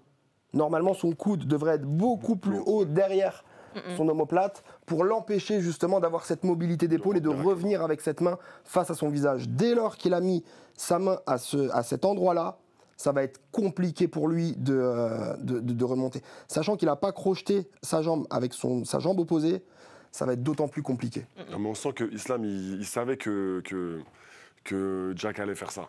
Il savait que c'était un peu la spécialité. Ça part du même contrôle que Thomas décrivait tout à l'heure, hein, quand il a tenu avec les deux poignets. Ça reste dans le même jeu. Et comme j'ai dit tout à l'heure, c'était un indicateur. Et je pense que, bon, en tout cas, il a désamorcé l'attaque directement. Je sais pas si tu as des trucs à rajouter, Thomas. Ouais. En fait, moi, j'avais choisi ces trucs-là pour voir les axes en fait, de blocage, justement, de Makhachev qu'il a mis en place pour l'Octopus. Alors, l'Octopus, c'est vraiment quand on vient rentrer, en fait, nager sous le bras de l'adversaire pour pouvoir l'encercler et pouvoir le renverser. Il y a plein d'angles pour renverser à partir de là. Et en fait, là, le premier axe en fait, de blocage, c'était ce crossface. Et après, voilà, là, il y a le deuxième, là, qui est en train de se mettre en place. Justement, ils sont passés à l'action d'après, donc c'est marrant. Où là, il a réussi à monter beaucoup plus haut. Il est monté sur son coude. Et le deuxième axe, en fait, premier axe, crossface directement, s'il n'est pas monté sur son coude. S'il est monté sur son coude, il vient saisir le poignet pour pouvoir tracter le bras et le remettre les épaules au sol. C'était les deux axes qu'il a mis en place, donc pour l'empêcher vraiment de monter. Après, c'est vrai que tu as raison, il faut monter le bras plus haut, mais quand on est pris comme ça sur le crossface, il y a un moyen en fait d'éviter d'avoir trop de pression sur ce crossface qu'aurait dû faire justement JDM, c'est qu'il ne faut pas rester le visage face au bras. En fait, s'il reste le visage face au bras, la tension elle est max sur les cervicales. Ouais. En fait, il faut qu'il tourne la tête, il faut qu'il regarde le sol. Et là, la tension, en fait, la tête, elle peut beaucoup plus plier sur les côtés, contrairement en arrière. S'il avait fait ça, son bras, il aurait dû le descendre au niveau de la jambe de Makhachev et tenter des renversements en ce qu'on appelle hip bump. En fait, on pousse avec les hanches directement, mais en effaçant en fait cette pression du crossface. C'est là où il a pas su le faire. Il n'a pas pu le faire. Après aussi, il y a la pression, hein, on est d'accord. Bien sûr. C'est aussi parce qu'il est bloqué par Makhachev. En face, bien sûr. Et là, on voit, regardez comment il tire le bras pour le remettre les deux épaules au sol. Il est bien proche de son coin, il entend bien les indications de son coach, qui n'est pas n'importe qui. Donc... En plus, Khabib, pour ne pas le nommer. Là, on a parlé des défenses de soumission. Et en fait, là, on en a une. Ça, c'est la première tentative de soumission qu'il a fait, Makhachev, c'est ce bras-tête. Donc, il s'est installé, il est dans la demi-garde, il a voulu faire la même qu'il a fait à Oliveira. Ouais. Donc, c'est-à-dire qu'il est dans la demi-garde, il vient attaquer, il vient placer sa tête sur le côté opposé du corps de Jack Della Maddalena. Et là, il a déjà le bras engagé, donc il contrôle déjà la nuque de Della Maddalena. Et là, il veut monter en fait son autre bras avec sa tête pour ensuite venir verrouiller son triangle et après venir, dans un deuxième temps, passer la garde pour se mettre sur le côté. Sauf que JDM, il va tout de suite mettre ce petit coup de hanche, pousser sa hanche pour sortir son bras. Se mettre sur le côté. Et se mettre sur le côté pour libérer son bras. À partir du moment où on libère le bras, à partir de ce moment-là, il n'y a plus de risque. Donc ça, c'est pareil, ça ne sort pas de nulle part. Ça a été vraiment travaillé. C'est ça qui est fou quand on regarde aussi toutes ces positions. Chaque détail compte. Voilà, mais quand on voit ça, on se dit, est-ce qu'on peut vraiment arriver à faire quelque chose contre Makhachev ? Le truc, c'est que là, en fait, il a été très offensif à chaque fois qu'il était au sol. Que ce soit dans le grand endpoint ou que ce soit dans les tentatives de soumission. En fait, il laissait jamais d'espace parce qu'il était toujours offensif. C'est Marcelo Garcia qui disait que le sol, il faut attaquer constamment pour pouvoir faire quelque chose. Là, il l'a fait. On a vu, c'était la première défense de bras-tête. C'est la deuxième ou c'est la première, celle-là? Non, là, on est revenu sur l'Octopus. Il faudrait revenir en arrière. Si on revient juste avant, il attaque son fameux bras-tête, sa dart choke, qui fait justement où il vient normalement chercher derrière l'épaule. Et là, on voit JDM qui rentre, qui nage dedans et qui se grandit pour faire péter son grip. Ça aussi, c'est quelque chose qui a été travaillé. D'ailleurs, il l'a travaillé de deux manières différentes. Ici, il a tenté le pendule. Mais... Ici, là, il a tenté le renversement. Effectivement, il a tenté de le renverser en pendulum. Mais ce qu'a très bien fait Makhachev, c'est qu'il avait toujours les hanches très basses, très loin, ce qui l'empêche en fait, de pouvoir le charger. En fait, sa ligne de hanche doit être en dessous de celle de Makhachev. Là, c'est la prise de dos. Ouais. Si on va vite, là, on a accéléré un petit peu, mais prise de dos, on sait que c'est pas sa force. Hein. Débite, faut que tu débites. Ouais, je te jure. Donc on sait que c'est. Non, mais il y a pas de souci. On avance vite parce que. Écoute, c'est ce que j'avais noté, donc vas-y, je peux le faire en live. Vas-y. Ouais, vas-y. Donc il a pris le dos, c'est pas sa force, il met le triangle. Là, il va essayer de mettre toutes ses chances de son côté en venant isoler le bras de JDM qui défend bien, hein, toujours cette saisie du poignet. Hein. Donc comme ça l'embête, qu'il peut pas étrangler, et ben il va venir placer sa jambe par-dessus. Pour l'isoler, et comme ça, il n'a plus qu'un bras pour défendre. Le bras, ouais. Là, ce qu'il fait très bien, c'est qu'il se met perpendiculaire. Il sort ses fesses, il force le fait de sortir ses fesses pour que sa tête ne soit pas dans l'axe pour l'étranglement. Et ça lui permet aussi de créer un tout petit angle, et il a de la mobilité aussi, hein, parce que tout le monde ne sort pas de ça, pour sortir son bras. Et là, regarde, il va sortir ses fesses complètement de l'autre côté pour recomposer la demi-garde et libérer tout problème du dos. Ici, attaque de la Kimura. Donc sur l'attaque de la Kimura, il va avoir deux axes de défense. Là, c'est le premier axe. Il va se rasseoir, il va se coller à la cage. En fait, juste en faisant ça, ça va lui permettre en fait, de reprendre son appui et d'obliger Makhachev à dégager et à sortir de la Kimura. Là, on est sur une phase où il va attaquer la deuxième Kimura, je crois. Americana. Exactement. Il prend l'Americana. Ouais, enfin, il hésite. Pour l'instant, il est sur sa saisie. Il peut même la prendre dans l'axe. Il peut même la prendre dans l'axe. Exactement. S'il monte, d'ailleurs, c'est ce qu'il veut faire. Il veut monter pour mettre la clé de coude. Et là, pareil, il va y avoir la sortie. J'attends juste qu'elle arrive. Hop, et dès qu'il va sortir, en fait, il va sortir ses fesses pour reprendre l'octopus. Et j'ai aimé cette séquence, parce que dans toute cette séquence-là, il se passe tout ce qui s'est passé, ce qu'on a dit avant. C'est-à-dire qu'il sort de la Kimura, il arrive à revenir, reprendre l'octopus. Il est très bien monté cette fois-ci, il s'est très bien engagé. Donc, deuxième axe de défense, il saisit le poignet, il tire. Ensuite, on peut continuer. Il tire. Après, je ne sais pas jusqu'où vous avez été, mais pour le coup, en fait, il y a pas mal de choses là-dessus. Là, il pousse bien, il contrôle bien le poignet. On a toujours ce même fil rouge, le fait de contrôler le poignet pour empêcher Makhachev de venir et de contrôler sa ligne d'épaule. C'est son axe de défense à JDM. C'est ça. Ouais. Là, quelques frappes derrière la tête, il a été repris. Je trouve qu'il a quand même bien bossé, franchement. Il a très très bien défend bossé. Et voilà, il subit, mais... Et là, voilà, de nouveau, il l'empêche de se remettre debout. Il sait qu'il veut prendre l'octopus encore une fois et il lui met le crossface. Et là, c'est le 5e round. Ça, c'est le round que j'ai trouvé le plus intéressant. Parce que là, c'est là où il a plus cherché à finir le combat, mais aussi JDM à mettre son jeu en place en poussant bien la cuisse parce qu'il sait qu'il faut qu'il prenne de la distance. Sauf que le problème, c'est qu'il donne son bras, donc il donne le bras-tête. Mais la défense, là, comme ça aussi, c'est pareil. Ça sort pas de nulle part. Le fait de s'enrouler comme ça pour pouvoir sortir et réouvrir ses bras, en fait, c'est un deuxième axe de défense. Tout à l'heure, il a nagé dedans. Là, il a accompagné le mouvement, ce qui lui a permis, en fait, de pouvoir sortir, de concéder une position. En fait, au sol, on dit souvent que des fois, vaut mieux c'est des échecs. Je laisse un pion, mais pour qu'on ne prenne pas l'arène. Donc là, il a concédé une position, mais il n'a pas pris la soumission. Donc son travail, il a été quand même énorme. Même si on ne le voit pas à prime abord, il s'est fait dominer de la tête et des épaules. Mais il a vraiment cherché à finaliser. Il voulait cette finalisation à Makhachev. Et JDM ne lui a pas offert. Et ça, déjà, on peut le féliciter pour ça. Après, je pense qu'il mérite d'être souligné. Le plus forcé, c'est vers le 5e round. C'est là où il a vraiment cherché à forcer les soumissions, mais pendant tout le reste... Pour pas se cramer, voilà. Voilà, dès qu'il savait qu'il ne l'avait pas, il lâchait. Et c'est là où je trouve qu'il a encore plus poussé son jeu. Je suis d'accord. Il était dans la gestion. Mehdi, tu voulais aussi revenir sur une image en particulier. Vous avez beaucoup parlé depuis le début là, de demi-garde. Ouais. C'est ce que tu voulais aussi... Peut-être qu'on va expliquer aussi un peu ce que vous entendez par demi-garde quand on se trouve au sol. Alors, je vais rentrer dans une analyse un peu plus simple. Je dirais, il a détaillé l'aspect technique. Je vais détailler un petit peu la stratégie, mais d'une manière un petit peu plus simple pour les gens qui ne comprennent pas. En fait, j'ai sélectionné des images là où il m'a surpris. Je vais appeler ça la demi-garde des champions, en fait. Il a une position très simple. Il a un bras sous l'aisselle. C'est exactement les images que je voulais remettre. En fait, c'était Kamaru Usman qui m'avait surpris face à Buckley, où tout le combat, il l'avait scotché au sol, en demi-garde, un underhook. Il tape, il cherche pas forcément la soumission, il contrôle, il fait pas de gros dégâts, parce qu'ils sont assez proches, il n'y a pas vraiment de distance pour frapper. Et ce qui est intéressant, c'est que cette position, on a vu Shevchenko qui a fait exactement la même, bras sous l'aisselle, elle a avalé son genou avec son genou droit, ce qui lui laisse le bras droit libre, et puis elle va construire tranquillement avec son bras droit. Elle va frapper, elle va obliger à défendre, parce qu'il y a quand même son bras du même côté. Et là où Makhachev l'a fait, je trouve, avec beaucoup de bon sens, c'est qu'il alternait entre les frappes et les soumissions. Ce qu'il faut comprendre, c'est que là, le genou de Zhang, il est sorti. Il n'est plus en barrage. Donc, le seul moyen de recréer de la distance, c'est les bras. Ok, pareil, là. Il n'a plus le genou en barrage. Le seul moyen, c'est de le repousser avec les bras. Et qu'est-ce qui se passe quand on repousse avec les bras? On les tend et on les expose.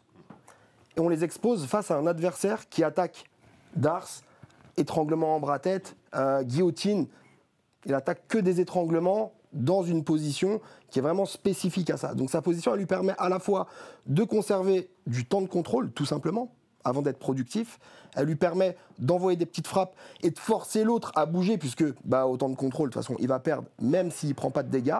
Et en voulant recréer de l'espace, comme il met sa main gauche pour recréer de l'espace, vu que la jambe n'est plus disponible, ça permet de prendre la guillotine et voire de passer le bras droit sous l'aisselle pour aller chercher Dars. C'est exactement ce que je disais, guillotine, Dars, tout ce qui va être de la famille des triangles de bras.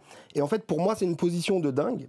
Et pourquoi je l'appelle la position des champions? Parce que Islam Makhachev le fait hier, Shevchenko le fait, et j'ai pensé au combat de Buckley qui se le prend contre Kamaru Usman. Kamaru Usman qui a longuement aussi été champion. Ouais. Donc en fait, c'est des positions qui sont très simples à amener, mais très dures à conserver si on n'a pas tous les contrôles. Et pour moi, c'est là qu'ils font quelque chose de magnifique, c'est qu'ils vont chercher quelque chose de très simple et à la fois très complexe, et ça leur permet de gagner comme ça. Et si je réponds à Arnaud, là, on track, oui, effectivement, la demi-garde en MMA, c'est plus intéressant que la garde complète. Parce que en fait, en garde complète, on va imposer beaucoup plus de distance, qui va t'empêcher de travailler. Et alors que dans la demi-garde, tu peux contrôler, en fait. La demi-garde, en fait, parce que tu posais la question tout à l'heure, c'est quand tu as une jambe qui est prise. Tu prends qu'une seule jambe. Ce qu'il faut comprendre, c'est que quand on passe la garde d'un adversaire, déjà, juste en grappling, c'est très dur de conserver un adversaire en position latérale. Il va bouger, il va essayer de défendre, il va bouger tout son corps. Si je commence à rajouter des frappes, il va falloir que je prenne des positions beaucoup plus spécifiques au MMA qui vont me permettre de regagner de la mobilité avec mes bras. Parce que si je lâche les bras, je perds mes contrôles. Donc c'est pour ça que je dis que c'est quelque chose de très simple et à la fois très complexe. 19 minutes 10 de temps de contrôle pour Islam Makhachev sur ce combat, sur 25 minutes quand même, c'est énorme. En demi-garde, quasiment. En demi-garde, c'est pour ça que je l'appelle la demi-garde des champions. Il y revenait quand il passait et tout ça, et qu'il sentait, même quand il était en nord-sud, on se dirait c'est une position, voilà, il a passé la garde, si on a une logique grappling. Non, il revenait à chaque fois, il revenait dans la demi-garde. Il y a un autre truc que j'ai constaté par rapport à ça, justement par rapport au passage de garde. Fin du deuxième round, dans les 10-15 dernières secondes, il passe la garde, et il me semble que c'est là. Il passe la garde, chose qu'il n'a pas fait depuis le début du combat. Et il reste 15 secondes. Et en fait, très souvent, pour ma part, quand je coach quelqu'un, je vais dire, si tu as un risque à prendre, tu vas le prendre dans les 10-15 dernières secondes du round pour voir comment il réagit et pour voir si après on peut aller le chercher là-dessus. Alors certes, c'est un indicateur. Tu donnes une information. Mais tu vas pas apprendre à le défendre dans ton coin en une minute avec ton coach qui te parle et t'es essoufflé, tu vois. Troisième round, il fait exactement la même chose. Il recrée, on dirait, il lui met un petit peu moins de pression où il passe la garde. Et troisième round, on voit qu'il saisit la guillotine. Donc ça a confirmé ce que je pensais. Il s'est laissé 10-15 secondes de prise de risque. Au pire des cas, il prend la guillotine, il fait taper, c'est bien. Il fait pas taper, il se retrouve sur le dos. C'est une tentative de soumission, le round est fini et on repart pour le prochain. Et ça, j'ai trouvé que c'était vraiment très intelligent sur le plan stratégique. Alors quand on voit ça, on peut évidemment se demander maintenant de quoi peut bien rêver Islam Makhachev pour la suite, maintenant qu'il est double champion. Il a bien compris que tout le monde savait exactement comment il allait faire son combat, mais que ça marche finalement. Et il a déjà un prochain rendez-vous en tête. This is my plan. It's not secret. All my opponents know this and nobody can stop. Woo! Donald Trump, let's go. Open the White House. I'm coming. Alors, il parle évidemment de la Maison Blanche, qui est le prochain gros rendez-vous en juillet prochain. Mais le combat dont il parle, en l'occurrence, c'est face à Ilia Topuria, qui était évidemment devant sa télé hier, qui a mis un petit message bien cinglant à l'attention d'Islam Makhachev, en lui disant « Il te manque quelque chose qu'on ne peut pas enseigner, ce sont les émotions. Tu es ce qu'il y a de plus ennuyeux dans ce jeu. Chaque jour, je suis un peu plus convaincu de te mettre KO. » Voilà, beaucoup d'ailleurs sont convaincus que Topuria aurait peut-être la solution pour stopper Makhachev. Est-ce que vous êtes d'accord? Moi, je suis pas d'accord. Je pense pas que Topuria va mettre KO Makhachev. Je sais pas ce que vous en pensez, vous. Sans le mettre KO, est-ce qu'il pourrait arriver à battre Makhachev? Il y a un aspect physique aussi quand même qui est... Bah, ça dépend, ça se fait dans quelle catégorie déjà? Déjà. Voilà. En fait, ça va déterminer beaucoup de choses. Ouais, parce que je pense pas qu'Islam va redescendre en 70. Topuria, il fait 1m70. Je sais pas si... Un tout petit peu plus, non? Ouais, je sais pas, mais pour qu'il monte à 77 kilos, je sais pas ce que ça va donner. Il est à 85 kilos dans la vraie vie de ce qu'on nous dit. Qui ça? Topuria. Il a 85 kilos. Donc c'est à peu près plus ou moins le poids que faisait là Islam Makhachev. En fait, déjà, tout dépend... il y a plein de facteurs. Il ne va pas redescendre, il l'a dit. Il veut s'installer dans cette catégorie-là, il se sent bien. Donc déjà, si ça se fait, ça sera forcément en 77. Pour l'histoire, le fait qu'il aille chercher cette troisième ceinture, qui tente sa chance, pourquoi pas? Pour le coup, il a rien à perdre en soi. Enfin, à part si son invincibilité... Enfin, non, il est même pas en... Non, il est invincible. Oui, donc il y a son invincibilité. Tu l'as perdu. Tu l'as perdu dans une troisième KT, c'est pas très grave. Maintenant, est-ce que s'il doit le faire, en tout cas, parce que tu parlais tout à l'heure, au début de l'émission, je me rappelle, tu disais Kamaru, ou c'était peut-être avant, Kamaru et après Topuria. Moi, je pense que si ça doit se faire, ça doit se faire dans l'autre sens. Pourquoi? Parce que plus Islam va s'installer dans la catégorie des 77, plus il va s'étoffer, plus il va vraiment être à l'aise dans cette caté, plus ça va être En plus, il prend de la créatine. Voilà. Et c'est ça, c'était le secret. Bon, en tout cas, on parle de ces moins de 77, justement, qui ont donc un nouveau champion, la personne de Makhachev, et peut-être aussi des nouveaux prétendants, parce qu'il s'est passé beaucoup de choses la nuit dernière. Il y avait 2 autres combats dans cette caté. Leon Edwards, l'ancien champion qui était face à Carlos Prates, et Sean Brady, prétendant numéro 2 face à Michael Morales. Et le moins qu'on puisse dire, c'est qu'après cette soirée, eh bien, beaucoup de cartes sont rebattues. Oscar Joss. 4 hommes, un objectif, réclamer la ceinture. Cet UFC 322 était celui des poids mi-moyens. Et ça a d'abord été celui de Carlos Prates. Après son KO monumental face à Geoff Neal, le numéro 9 affronte l'ex-champion Leon Edwards. L'Anglais, méfiant du striking de son adversaire, surprend en passant le premier round dans son dos. Domination certes, mais domination stérile à en amuser Prates.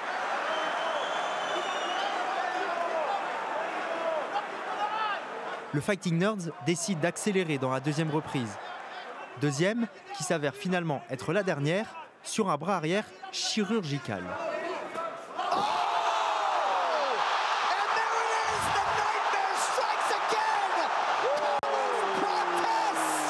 Il est 22h46 à New York et tout le monde se dit que Carlos Prates est devenu prétendant numéro 1 à la ceinture. Mais 20 minutes plus tard, Michael Morales et Sean Brady lancent la vraie demi-finale de la catégorie. Dana White l'a dit, le gagnant aura sa chance pour le titre. Brady arrive avec 2 genouillères et montre rapidement des difficultés à se déplacer. L'Américain subit une première alerte avant de prendre la foudre.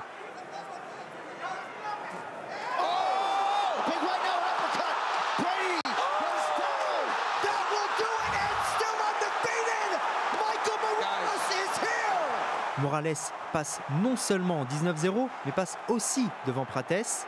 Il est maintenant 23h10 et l'état-major de l'UFC commence à avoir mal à la tête. Quart de 4, ils sont passés à 2, mais la semaine prochaine, ils seront 3. Belal Mohamed affronte Yann Machadogari à l'UFC Qatar. Le gagnant rentrera dans la discussion, au même titre que Shavkat Rakhmonov, tapis dans l'ombre. Retour donc au postulat de base, mais avec de nouvelles têtes. On peut se poser 50 000 questions. Moi, je voulais éliminer Prates d'office déjà. C'est vrai? Ah oui, je l'ai dit tout à l'heure. Attendez, on a fait la projection tout à l'heure des classements des moins de 70. On a fait pareil sur les moins de 77, où c'est peut-être encore plus incertain finalement que chez les moins de 70. Voilà ce que pourrait donner le classement des moins de 77 après la victoire de Makhachev. Donc toi, tu élimines Prates. Je l'élimine. Pourquoi? Il s'est fait emmener au sol par Leon Edwards. Et il a passé un sale moment au sol quand même. Il a défendu, mais compliqué. Oui, donc face à Makhachev. Après, j'ai un petit contre-roulant. Léon Edwards, elle avait mis au sol Kamaru Usman aussi. Au premier round de leur deuxième combat. Ouais, mais on parle par rapport à Makhachev. Ouais, c'est vrai. On parle pas du. C'est bien pour savoir effectivement qui peut être le prochain challenger. Par rapport à Makhachev, s'il se fait emmener par Leon Edwards. Pour moi, il n'y a pas de débat. Kamaru Usman, il lui a fait passer 4 ans d'enfer au sol aussi. Oui, c'est vrai. Donc, ouais. Alors, c'est bien d'évoquer Kamaru Usman, donc on en vient à ce dont tu parlais tout au début de l'émission. Qu'effectivement, Islam Makhachev, lui, évoque Kamaru Usman comme son potentiel futur adversaire. En tout cas, s'il devait en choisir un, ce serait lui. Kamaru Usman, est-ce que ce qui est loin, finalement, dans cette caté 38. Franchement, c'est le bon moment pour le prendre. Moi, je trouve que c'est un choix intelligent. C'est ça que il choisit un mec de 38 ans. On a entendu qu'il avait pas mal de blessures au genou. Donc tu ne suis pas la logique du classement, quoi. Non, et ça reste. Parce que c'est le GOAT de la catégorie. Et puis voilà, et ça reste une image. C'est une icône de la catégorie. Donc le battre, pour moi, c'est à la fois pas facile, mais plus prenable qu'à une certaine époque. Et ça va encore. En plus, tu te fais le nom de la caté. Quand il gagne en lightweight et qu'il call out tout de suite Volkanovski qui est dans la catégorie en dessous parce qu'il a la place de numéro 1 de pound for pound. En fait, tout est calculé pour faire d'Islam le oui, c'est ça. On élimine tout le monde. Là, quand on voit les images, qu'on revient sur le classement, je reviens à ce qu'on disait avec Sacha il y a de ça quelques semaines, c'est la catégorie la plus excitante à l'UFC. Aujourd'hui, elle est incroyable. Elle a remplacé les 70. Ouais, vraiment, c'est plus dense, ils sont tous jeunes, il y a des invaincus encore. Il y a des oppositions de style qui sont extraordinaires. Ouais, vraiment. Il y a de tout. Thomas, tu verrais qui, toi, mon challenger? Je vais Ricky en challenger. Je pense que de toute façon, il l'a dit et je pense qu'ils ont leur mot avec cette team à dire à l'UFC. La preuve, Khabib qui met les ceintures, on l'a dit tout à l'heure. Donc je pense que s'il veut Kamaru, il aura Kamaru. Il le fait pour la Legacy. Moi, par contre, ce qui me pose problème, c'est comment ça va être pris par le public. C'est ça va être accepté par le public. Là où, par exemple, un John Jones, tu vois, c'était pas accepté qu'ils prennent un Miocic alors que c'était dans la même logique. Mais ça a été fait quand même. Et les gens, ça a été fait. Oui, non, ça critique encore. Ça critique encore. Bref, en tout cas, je pense qu'il prendrait Kamaru Usman, il aurait raison de le faire. En plus, vraiment, on a aussi ce côté historique, il y a un double sens historique. D'une part, il prend un des champions les plus dominants des 77, et en plus de ça, dans l'histoire, on a toujours voulu voir Georges Saint-Pierre contre Khabib, et ça s'est jamais fait. Et on sait que Kamaru Usman, c'est un peu l'enfant de Georges Saint-Pierre, c'est sa continuité. Et Islam, c'est la continuité de Khabib. Donc, pour le coup, il y a toujours en toile de fond cette histoire. Ça. En fait, il y a cette opposition de lutteurs dominants. En plus, c'est vraiment une confrontation de lutteurs dominants qui va imposer son jeu de lutte. Et il y a deux boxeurs aussi qui sont excellents. Parce que Kamaru Usman, c'est aussi un mec qui boxe en anglaise avec une précision chirurgicale. Donc, son jab, c'est assez impressionnant. Son travail avec Trevor Whitman. Donc, pour le coup, moi, je voterais pour ce combat-là et je ferais une demi-finale avec les autres. Voir qui s'en sort le plus. Un peu comme ce qui a été fait en 84, là, justement. Avec Nassourdine, ce sera le cas. Je pense que ce sera le cas, c'est ce que va faire effectivement l'UFC. Mais cette carte n'est toujours pas terminée. C'est fou, il s'est passé des choses quand même dans cette, elle valait le coup dans cette pas soirée. Parce qu'en plus d'un main event historique, l'UFC 322 nous offrait sans doute la plus belle confrontation de l'histoire entre deux combattantes, entre la championne incontestée des moins de 57, Valentina Shevchenko, et la championne des moins de 52, Weili Zhang, qui montait pour l'occasion de catégorie. Elle n'a pas eu le même succès que Makhachev, pour le coup, Weili Zhang, qui est montée. La championne reste championne pour la 9e fois de sa carrière, quand même. Valentina Shevchenko remporte, défend victorieusement sa ceinture au terme d'un combat maîtrisé et remporté sur décision unanime. Elle confirme avec cette victoire qu'elle est bien la meilleure combattante actuelle, en tout cas à l'UFC. Pour moi, c'est la meilleure combattante féminine de l'UFC. De l'histoire ? De l'histoire. Ok. De l'histoire. Je la mets au-dessus d'Amanda Nunes, moi. Ah ouais, ça vraiment, se débat. Ouais, mais en tout cas, le GOAT, il y a toujours débat. Stylistiquement, et vu ce qu'elle a proposé, elle a eu un petit Amanda Nunes, elle a performé dans 2 catégories. Ouais. Elle a été double championne. Elle a été pour ça, déjà bon, il y a... mais c'est pas la et même... elle a mis un stop 2 fois à Shevchenko. Ouais, non, donc, mais après, bon, c'est pas la même adversité non plus. C'est ça que je pense. Beaucoup de contrôle au sol aussi. On voit quand même un écart de puissance, par contre. Pendant le combat, des fois, elle l'emmène au sol. Déjà, il n'y a pas d'opposition. Elle la contrôle. C'est une attaque, elle emmène. Et des fois, elle attaque sans forcément rentrer dans des détails techniques. Tu as l'impression qu'elle la serre, elle la jette au sol. C'est ça. Et tu te dis, non, il y a forcément un écart de puissance incroyable. Même techniquement. Au sol, c'était scotché. Il n'y avait pas d'espace. Franchement, je me demande si elle était vraiment au même poids, là, au moment du... Combien de kilos elles avaient d'écart C'est vrai que ça me paraît, Non, elles avaient le même poids. En fait, c'est pas le poids. C'est pas le poids qui compte. En fait, c'est le rebond. En fait, c'est juste ça. C'est le fait qu'il y en a une qui est vraiment installée dans cette caté et l'autre qui monte. Donc forcément, il y en a une qui est beaucoup plus pleine. Après, le truc, c'est que pour moi, quand j'ai analysé le combat, je voyais le combat à sens unique parce que dans tous les domaines, Valentina Shevchenko, c'est l'antithèse de Weili Zhang. C'est-à-dire qu'elle est excellente en contre, là où Weili Zhang s'engage pour combattre. Donc forcément, elle va prendre les contres. Derrière, en lutte, il y avait un écart de puissance. Et en plus, au sol, le jeu de Weili Zhang, c'est de travailler avec des crochets papillons pour renverser. Elle le fait très bien, elle travaille avec Joshua Inger. Donc c'est un travail très JJB. En plus, elle est tombée amoureuse de son JJB, elle est très douée dans ce style. Mais Valentina Shevchenko, elle a une pression avec ses hanches qui fait que dès qu'elle a un crochet, en fait, elle efface ce crochet. Elle a passé sa garde en 2 secondes, là. Elle passait sa garde, mais comme elle a passé la garde de tout le monde en 2 secondes, en fait. Parce que même quand on regarde parce que quand on analyse contre Grasso, qui est aussi excellente au sol, qui est excellente dos au sol, surtout. Donc là, on était dans un truc où elle pouvait avoir ses cartes à jouer. En fait, elle lui a fait exactement la même chose. Dans le dernier combat, elle lui a fait exactement la même chose sur 5 rounds. Donc c'était presque sûr que sur ce combat-là, sur 5 rounds, Weili Zhang allait se faire rouler dessus. Et c'est exactement ce qui s'est passé. Franchement, dans le texte de A à Z, c'est ce qui était analysé, ce qui s'est passé. Alors que moi, je m'attendais quand même à ce qu'elle crée la surprise un petit peu. Pas forcément qu'elle gagne, mais qu'il y ait plus d'opposition. Et qu'il y ait plus d'opposition. Là, elle a perdu, même pas de débat, elle a perdu 5 rounds. Les analyses qu'on a eues sur le changement de catégorie, ce que ça implique et tout, ce qu'on avait vu pour Islam contre JDM, bah, c'est ce qui s'est passé chez Shevchenko-Zhang en fait. C'est ce qu'on a vu là dans ce combat-là, tu as raison de le dire. Valentina Shevchenko qui écrase littéralement toute sa concurrence dans sa catégorie. Qui peut-elle bien défier maintenant? Elle a son idée. I have a couple options in flyweight division. For example, in my previous title defense, Natalia Silva was very successful in her fight. This event, Erin Blanchard did an amazing job. And also I heard 1 year, Kayla Harrison is calling me out. So I have a lot of options to think about. Et tout ça. Alors, on parle d'Erin Blanchfield, on parle de Natalia Silva, on parle de Kayla Harrison, mais on ne parle pas de Manon Fiorot. Elle l'a éliminée littéralement des débats, Valentina Shevchenko. Malheureusement, ouais, parce qu'elle l'a dominée. Qui est toujours numéro 1 quand même au classement. Elle l'a dominée. Je pense que Manon, elle pourra rentrer dans la discussion après encore une victoire, je pense. Je pense que c'est pas une question de domination. C'est une question qu'elle l'aime pas. En fait, les deux, elles s'aiment pas. Oui, c'est juste ça. Parce qu'elle l'a dominé. C'est un combat qui est ultra serré. C'est un combat qui aurait pu tomber d'un côté comme de l'autre. C'est Valentina qui le gagne, c'est sûr et certain. Mais de tous les combats qu'elle a fait récemment, c'est Manon qui a été regarde, tu vois les images. Hein. Le combat le plus dur, c'est elle qui lui a fait subir, notamment dans la dimension physique.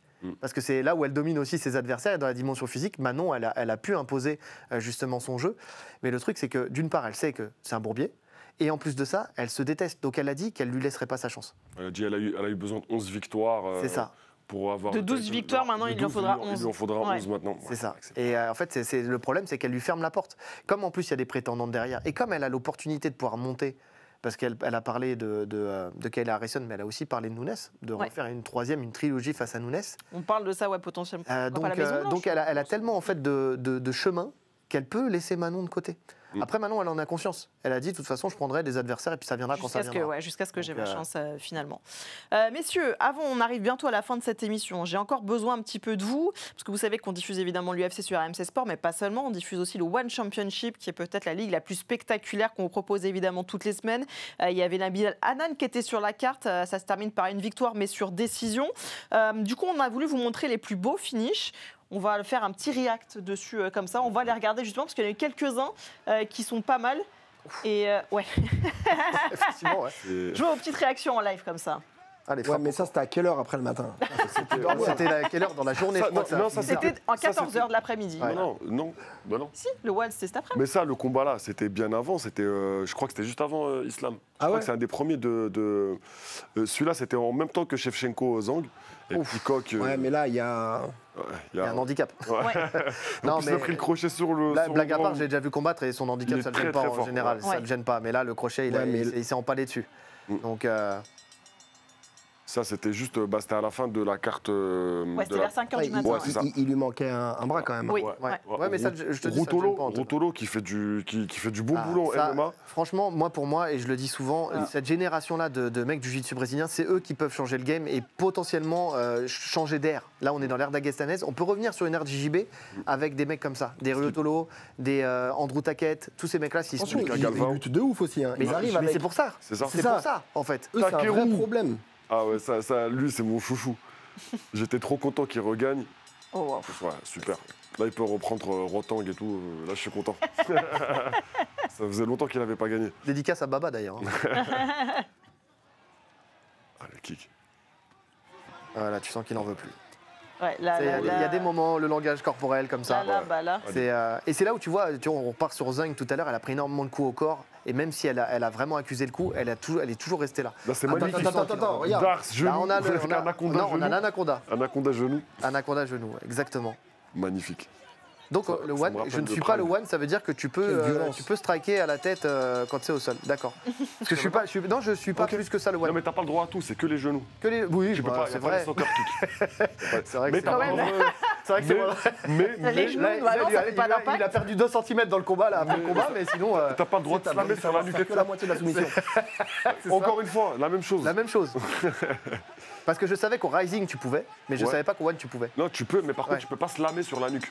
Oui, mais puisqu'il pourrait être 3 cm sinon pour le coup. Voilà. Là, c'est comme à l'époque du Pride, t'avais le droit, tout ça, mais t'avais pas le droit au coude. Voilà, d'accord. Donc c'est très spécial le MMA asiatique. Parce que le One, ça se passe le vendredi. Et le vendredi, moi, j'ai des cours à donner, messieurs. Je peux pas tout regarder non plus. Tu as tous les replays sur l'application RMC Sport. C'est vrai. Voilà, je vous donne les prochains rendez-vous, messieurs, parce que ça ne s'arrête jamais, évidemment, sur RMC Sport. Dès le week-end prochain, on l'a évoqué un petit peu, l'UFC sera au Qatar. Et donc, en prime time, vous pourrez voir des combats de l'UFC. Ce sera dès 19h sur la chaîne Twitch d'RMC Sport. Et ensuite, 20h30 sur RMC Sport 1. Le gros combat chez les moins de 77, on en a parlé, entre l'ancien champion Belal Mohamed et Yann Machado Gary. Et puis le main event, là aussi très intéressant, chez les moins de 70, la KT de Benoît Saint-Denis entre Arman Saroukian et Dan Hooker. Voilà les gros rendez-vous. Il n'y aura pas besoin de se lever la nuit, donc a priori là ça sera mieux quand même, on sera plus frais le dimanche. Merci beaucoup messieurs. Merci. Ça y est, vous allez pouvoir aller vous coucher et récupérer avant le début de semaine prochaine. Un grand merci, c'était super intéressant, on a appris plein de trucs. Je vais peut-être revoir ma vision des choses sur le Est-ce que tu passerais la porte d'un club de JJB alors? Eh bien pourquoi pas. C'est vrai, pourquoi pas. Je vais avoir quelques lacunes quand même, il va falloir reprendre les bases et tout. On commence tous quelque part. Ok, très bien. Allez, le rendez-vous est pris. Merci beaucoup messieurs, merci Gianlito. On se retrouve évidemment la semaine prochaine, 22h30 au même endroit. Passez une très belle soirée à tous. Ciao.